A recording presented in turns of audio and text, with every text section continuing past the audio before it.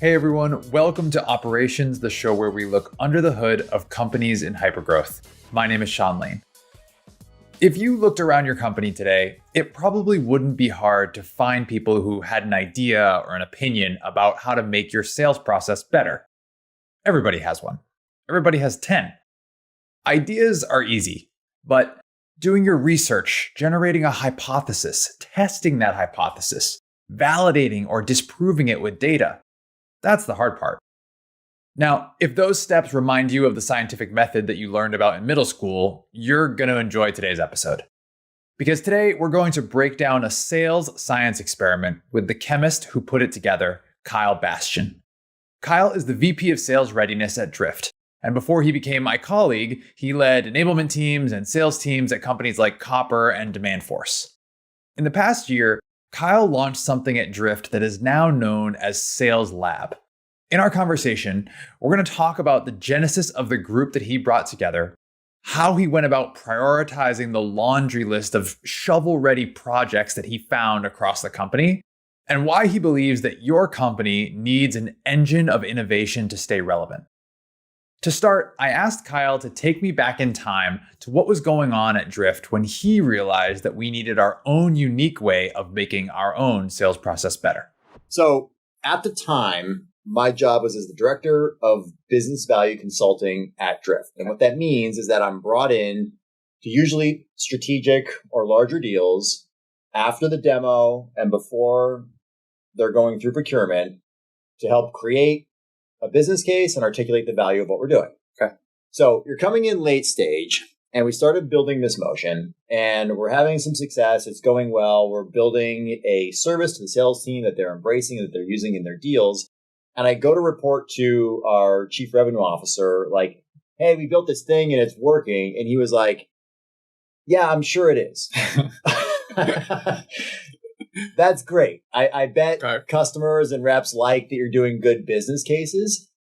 He said, what are you learning about the sales process now that you're in all these deals? Like, I'm assuming there's things that either didn't go according to plan. There's gaps in what the reps understand or what you understand that creates these problems as you're creating these business cases. Like, what are you doing about that? Okay. And I think I was asked this because I had this purview to all these deals. And I also had worked in enablement previously at Drift. And so I had kind of an eye for fixing those kinds of things and process orientation as it relates to sales. And so I started thinking about that. And so I started building a list of like, what do you want to change? How do you want to change it?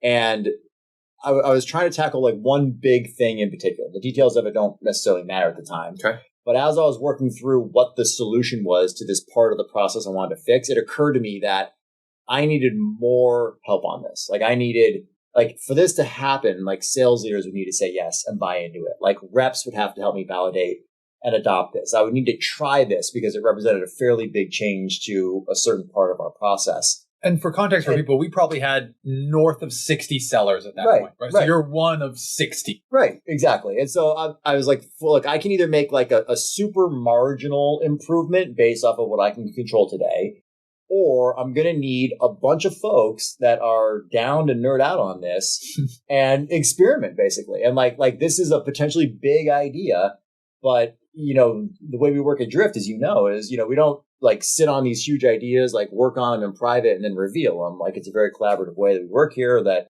you basically share your idea early, you know, you kind of build upon it, you know, get feedback, and ideally you get to the desired solution faster. And so that's why Sales Lab was formed. Okay, so you have this problem statement, right? And you're starting to like bring together these other people that you can nerd out with. Yeah. But it's not fully formed yet, right? Like you've got an idea of what it could be. Yeah. What happened next in terms of, okay, this is the catalyst for the situation. How do I go from the CRO telling me that there's a problem I need to solve that's broader to actually solving it? Sure. So I had to recruit allies, basically. And I did that one-on-one with sales leaders who I had basically informal conversations with, where we're, you know, complaining about stuff in the process. like, oh, this doesn't work. That doesn't work. Reps don't do this. Don't get that, whatever. And I was like, hey, I've heard you talk about these things before. I've noticed some things too, just from my perch in value consulting. Like I've seen this, and this. Like, are you noticing that? Like, oh, Totally. Like, we got to fix that. I'm like, okay, do you want to like get together on some sort of regular basis and just work on this stuff? Like, don't have to come if you don't want to. Like, you at a day job, but like, you want to just get together and nerd out, basically, was the offer. And people were like, yeah, absolutely. And so I kind of thought, okay, I'm going to need help from like each of our functional, like mid-market, growth, enterprise. I wanted to kind of get a leader from each of those business units.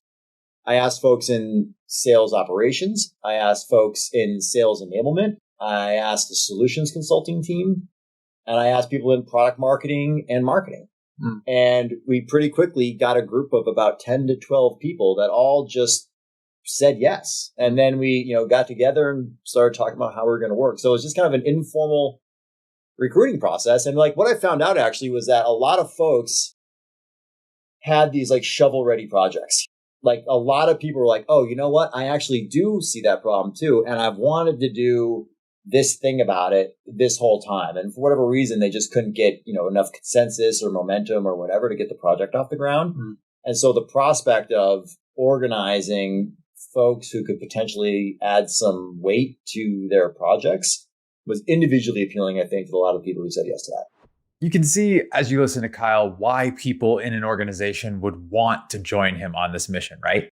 He's realistic about the challenges the team faces, but he's also incredibly optimistic that with the right collaborators, all of those challenges can be overcome.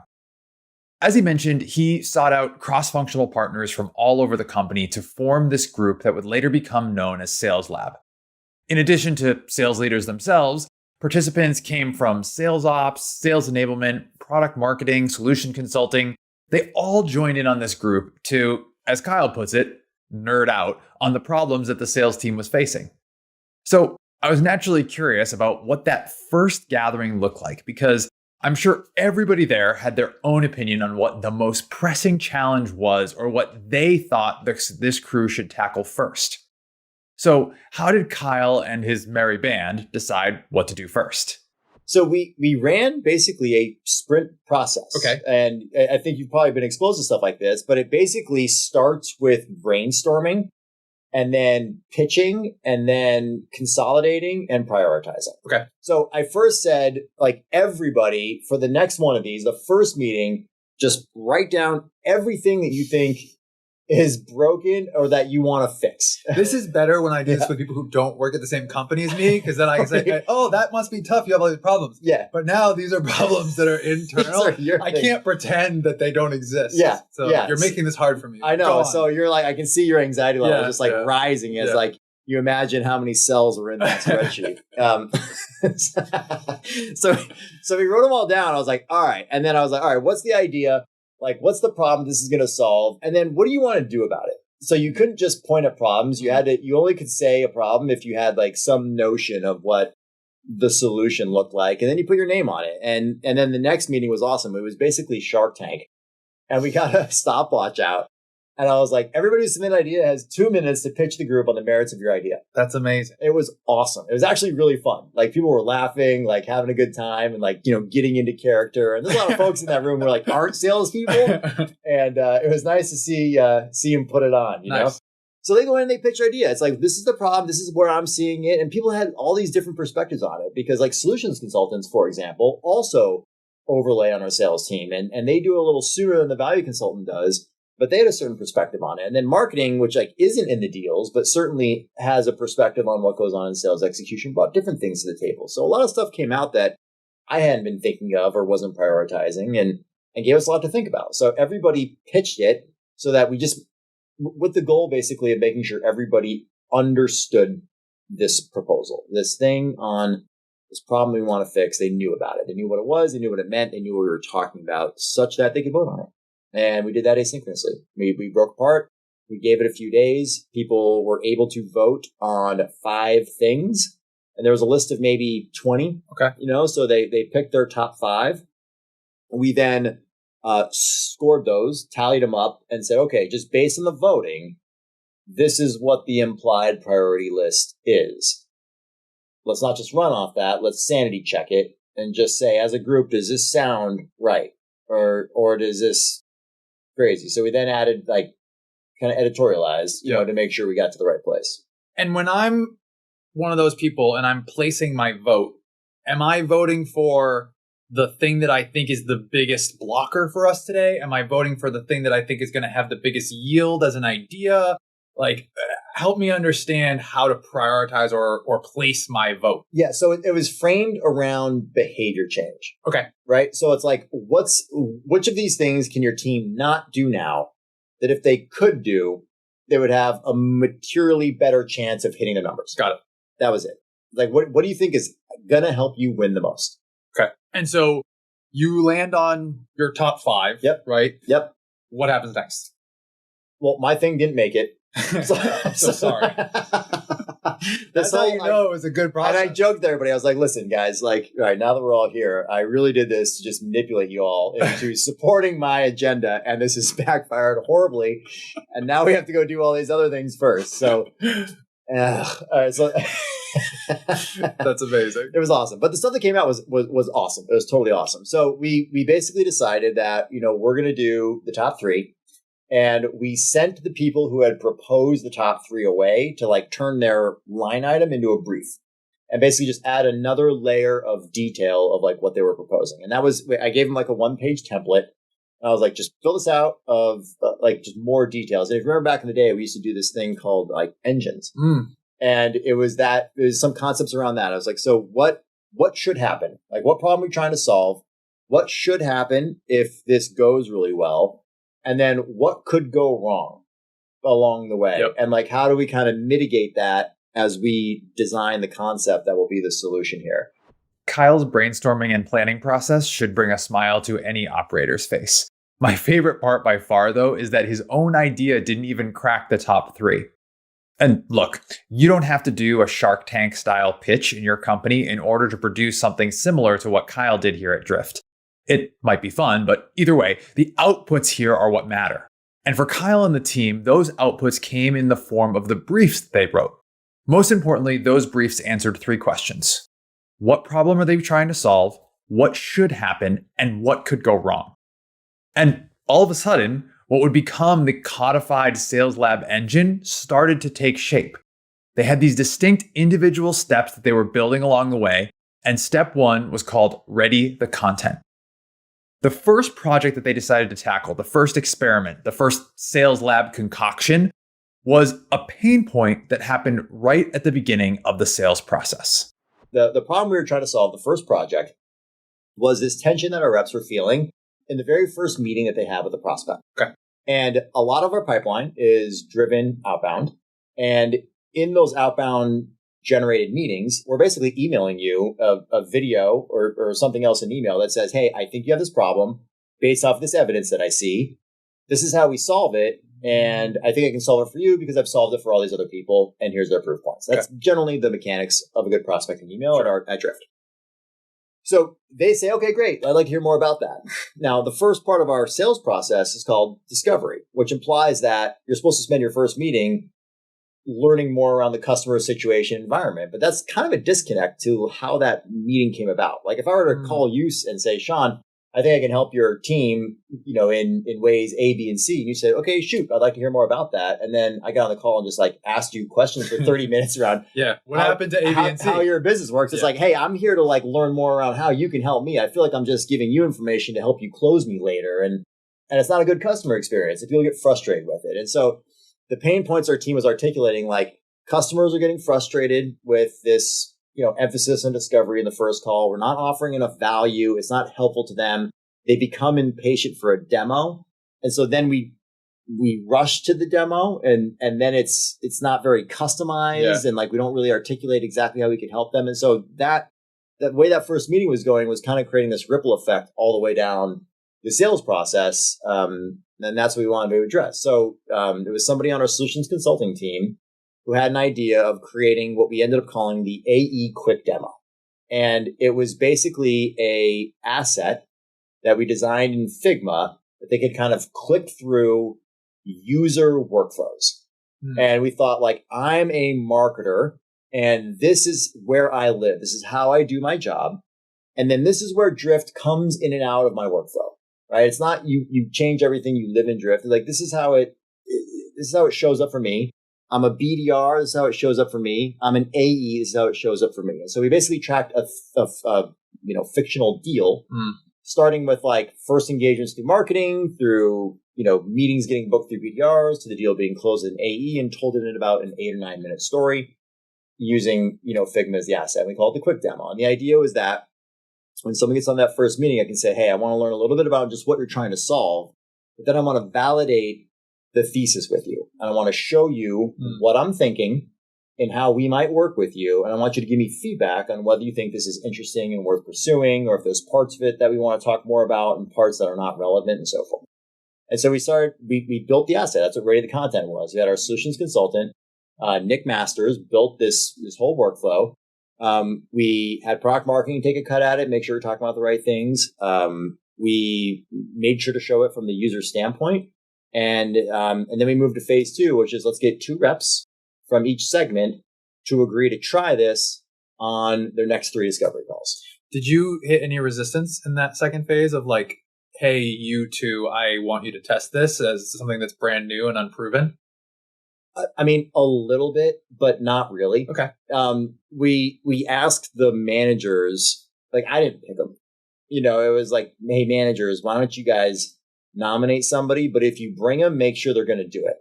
And you also kind of skew towards reps a little bit more tenure and track record. You don't want to get false positives or negatives, and so you want to kind of eliminate that if you can. And so we had, some veteran reps who, if it didn't go perfectly, could basically recover in the process, that had agreed to try it for us. I would also imagine that there's probably a pretty heavy overlap between the type of rep who would have had one of those shovel-ready projects you were talking about and the type of rep you would nominate to try this. Yeah. Right? Like these are the ones who would have been contributing members of something like a sales lab anyways, because that's just kind of how they're in their nature. The reps that have enough experience to ask for stuff. Yeah. 100%. All right. So you got these couple folks. You say, hey, we're going to go try this new thing. What happens next? They try it. We put together a Slack channel that is like temporary, lasts 2 weeks. And it's the managers, it's myself, it's enablement, and the test reps. Okay. And the idea is every execution, every rep gets discussed publicly in this channel. So it's like, hey, I've got a demo coming up tomorrow. We do a prep call. Like, okay, let's make sure we understand the demo and just be clear on like when and how you're going to use it and make sure this is like applies to this call that you have. Afterwards, they share the recording. We provide feedback. I went in there and recorded probably like 4 takes of me doing it, even though I'm not the rep, just to kind of like get people comfortable. It's an old enablement trick. Like if you want to give people feedback, like let them give feedback to you first, like kind of be a little self-deprecating, to make everyone kind of comfortable with that. So I was like, hey guys, I was just spitballing, like, what do you think of this? Blah, blah, blah. And then they would share the recordings. We'd listen to the recordings. We'd comment on like where it went well. We'd think about where it didn't go great. We made several improvements to the flow itself, during that process and just try to work out loud basically in that small group. In addition to just the improvements Kyle and the team are making to Drift's sales process, you have to admire the transparency and the collaborative nature with which he does it. First and foremost, he puts himself out there. He records his own versions of these demos for others to give him feedback. By doing this, he's already set the tone for what it's like for a rep to participate in Sales Lab and made it a place where not only reps are going to get better, but the processes and the deliverables will get better as well. Similar to when we roll out a new tool in operations, he's building advocates and champions for what will then come out of Sales Lab. And Kyle taught me that that's really what makes this whole thing work. If you go to the field, like there's this like catch-22 when it comes to like enablement or broad process change or enablement change. Basically, anytime you want a sales rep or team to do anything differently, where they say like, how do I know this is going to work? How do I know that this is better than what I'm doing today? Because you're kind of implying that the way they're doing it could be improved. Yeah. Just by the fact that suggesting it. If you're training somebody or rolling out a new process, you're saying the process you're doing is not working or not optimal, right? So they kind of say, yeah, but how do I know? And like, I'm in the field, I'm in the trenches every day. You and I are in our, ops enablement ivory tower. and refresh, hoping for the best. Exactly. Totally. Yeah. Just watching the dashboards change, right? And so like, so look, I mean, we like you guys and everything, but like, how do I actually know this is better? And so if you don't have that proof, then you get really inconsistent adoption, right? And there's always gonna be people that will like try new things because that's in their nature. There's people who will try new things and it'll like, they won't do it very well, and it'll be a struggle. There's people who are just not going to try new things. And so the extent to which you can go to market or to the team with validation that, we ran an experiment, we figured out the right way to do this. This is what we changed. This is what we learned during the experiment. And these are the kind of results that we're getting that tell us that this is better than what we're doing today. And don't take it from me. I mean, these are the folks that were trying it. Like, let's see what they think. And they're like, yeah, this is fire. It works really well, all that kind of stuff. Then the team goes, cool, I'll try it. And so you're optimizing for adoption when you do go to roll it out. But the process is exactly the same as what you described in ops. So you talked about results, right? And so I would imagine somewhere in this process, a conversation has to be had to say, we're going to try this with X number of reps, Y number of times. And the output we're looking for is what? Right? How did you pick what that was and ultimately measure whether or not this new AE quick demo was solving the problem you thought you had in the first place? Yeah, totally. So the way we think about it is like ready the content. And then the small test group is like 6 people, typically 2 from each segment. Then you want to make sure that like, hey, it's not just these 6 people that are like our best 6 people and can do it. Like, can these 6 people train, other people to do it? So you go from 6 to 12. If it works with 12, then you roll it out to everybody, right? So that's kind of the process. How you measure it, I want to tell you that there is an airtight metric that tells us that this is a success or not. But when you're doing kind of like stuff around discovery, like you don't have time to wait to see how that influences win rates. You can look at, and we do, stage progression. To say that, like this is the percentage of deals that went from this stage to this stage, and now we've done this new thing, and now that percentage is going up. But to be frank, a lot of this is based off of rep sentiment. When it comes to like micro motions like this, right? Like a big part of sales is confidence. And if people feel that like, hey, this gives me confidence. Like I feel like I'm having a fire meeting when I'm using this. So I'm talking like this, like I feel good, like that matters. Like that's a big part of it, I would also imagine there's a trade-off there too between having this kind of tight play that you are all prescribing and working on together, as opposed to, the worst version of discovery, which is these are the 12 questions I have got to ask you. And no matter what, we're going to go through these, and then maybe we'll put together some sort of custom demo later at a different time with different people. And like by that point, you've lost all momentum. And so that part of it alone must just feel like an improvement to the rep. Yeah. Well, and it was like, it had this great effect of concretely expanding what people thought about Drift.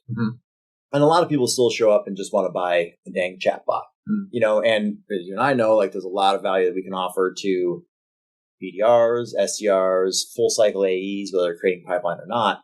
And so just being able to like introduce that conceptually, say, look, I know you guys are thinking about it like this, and we do help like this. We also work with a lot of people like this and this. And I just want to share that with you to get your reaction and see if it's something that's like worth vetting. And so what we ended up seeing was an expansion of people that got involved in evaluations. Like we were more that this is, and we didn't expect this, but we more reliably got sales leaders to participate in the cycle going forward because we had cleanly introduced up front value to sales people by showing it through their workflow. And so that was huge in terms of an outcome. Here's what's cool about this. No matter how great of a job you think you're doing to set your goals or trying to anticipate different potential outcomes, some of the best ideas might just deliver results you didn't originally expect. Kyle and the Sales Lab team set out to solve a discovery pain point for our reps and for our prospects. And what they ended up doing was not just improving conversion rates from one stage to another, but also impacting overall win rates by expanding the number of personas involved in a particular deal. So, let's recap the 4 stages of Kyle's Sales Lab engine. 1, ready the content. 2, build a proof of concept with a small group. 3, proof of repeatability with a larger group. And 4, prepare for team-wide scale and adoption. We've spent a lot of time on this single example to illustrate the process, but now Kyle and the team, they have this thing. They have this sales lab that is working. So where does Sales Lab go from here, and how does it become an ongoing entity within our business? So now I'm doing enablement full time. And so we're able to add some structure to this in a couple ways. So the first thing is around like prioritization.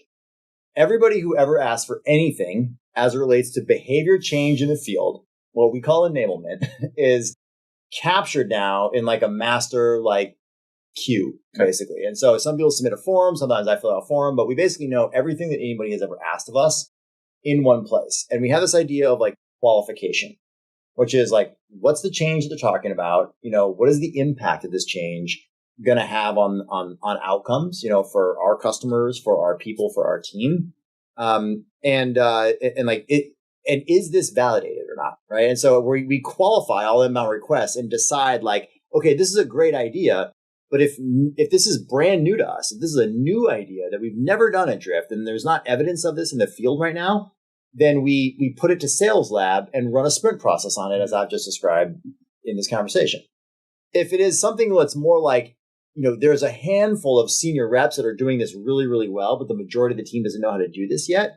That whole idea of like, tribal knowledge becoming organizational wisdom, then we don't need to put that in a Sales Lab. Like we can just put that into what we call our sales readiness queue and like line that up to just like organize the content that has already been validated into a training course, content that can be found in a centralized place and, enablement that can happen from there. Like basically train all the team how to do best in class behavior that already exists in the field. So the question is like, is this been validated? Is this working somewhere now, or is this like a net new idea? Net new ideas, Sales Lab, validated somewhere, organize it, socialize it, and make it best practice. Got it. I think that's a super important distinction. So if I'm somebody trying to design my sales enablement function, Sales Lab is this unique specialty or this unique task force, whatever you want to call it, underneath the broader enablement umbrella, but it's not all enablement. Right. It is a specific subsection of it. Yes. The idea is that behavior change is hard. Like, this. You think about what you need to do to land an organization behavior change across 100 sales and sales managers. Like, we need to teach them how to do it. We need to make sure they actually do it. We need to make sure that it works. You have to get on people like, complete the training, submit your pitch. You got to check it in Gong or whatever and see if it's actually happening in the field. Like it's a lot of calories to burn to get someone to do something differently. So you got to make darn sure that what you're telling them to do is going to work. Right. And if I don't know that, I can't insist on them doing that. Right. It's not fair. Like I can't go to the management team and the sales team and be like, hey, I need you guys to invest all this time where you're not selling to learn something new unless I'm pretty sure that this is going to make you more effective, that you're going to get an outcome out of this. Is there a limit to that, right? I recognize, companies that are in hypergrowth are innovating all the time, but is there a limit to the number of, sticking with Sales Lab, net new experimental things to push onto a team as opposed to some of that steady state stuff? Because if you're just throwing new thing after new thing after new thing, like at a certain point, the regular day-to-day stuff also lacks attention. And so how do you think about that balance? I guess I think about organizing what we're training on and like what we'd call an enablement program. Okay. A program is like something that we're going to bring to the field and say, do this thing differently. There's only three things. There is plays, like things to create pipeline, angles to create pipeline. There's fundamentals, which is like sales process execution, deal management activities. And then there's launches, product, packaging, pricing. Are like basically updates to 1 and 2 that are relevant to the field. So it's always one of those three things. Now that you are owning that entire enablement umbrella that we talked about, if you fast forward, let's call it a year, 2 years, and you're looking back at what Sales Lab has been able to contribute to the company, like what do you hope that is? So I didn't come up with this, but I think we heard this in business school, where they said everything that you ever think of as innovative becomes a commodity over a long enough time frame. And the scary message or the cautionary message there was you might think you're the most innovative company in the world, but you could just have one good idea and caught lightning in a bottle. And if that's true, then eventually your great innovative idea is going to become commoditized. And so if you think about innovation over a 50-year time frame and you want to be innovative that entire time, you can't count on, constantly capturing lightning in a bottle. It implies that you need to have a process for innovation. Like you have to have a mechanism of capturing innovative ideas, validating them, and codifying them. So if Sales Lab works, it will serve as our engine of innovation in the sales process, how our sellers go to market. And I mean, look no further than the last 2 years to understand like how important that is. Like the state, how sellers sell, or the dynamic out there has changed a ton. And like how we did it 10 years ago is way different than how we did it 2 years ago and way different than how we do it today. So if we want to stay current with, trends in the market, how buyers are buying and what their expectations are, then we have to have an engine of innovation in how we sell. Before we go, at the end of each show, we're going to ask each guest the same lightning round of questions. Ready? Here we go. Best book you read in the last 6 months? Oh, great question. I go back. So I read parts of Thinking Fast and Slow all the time. Are you familiar with Thinking Fast and Slow? Okay. I think it's the best sales book I've ever read. It is all about cognitive bias and how that engages, like shows up in people's lives. It's very thick. It's like a 25-hour audio book. Yeah. But I listen to chapters of that on and off all the time. So I'm going to put in a plug for that one. What am I reading right now? Right now I'm reading Why Nations Fail. Interesting. Which is it's basically a academic look at why certain countries or areas have like successful nation states, whereas others, have consistently failed over time, and kind of debunking common myths around why that is the case. Put on the list. Normally, next I ask best part about working in ops. I consider you to be an extension of ops. But Thank I will you. Give you. That means a lot to me. I will give you a slightly different best part about working in enablement. I think I get a unique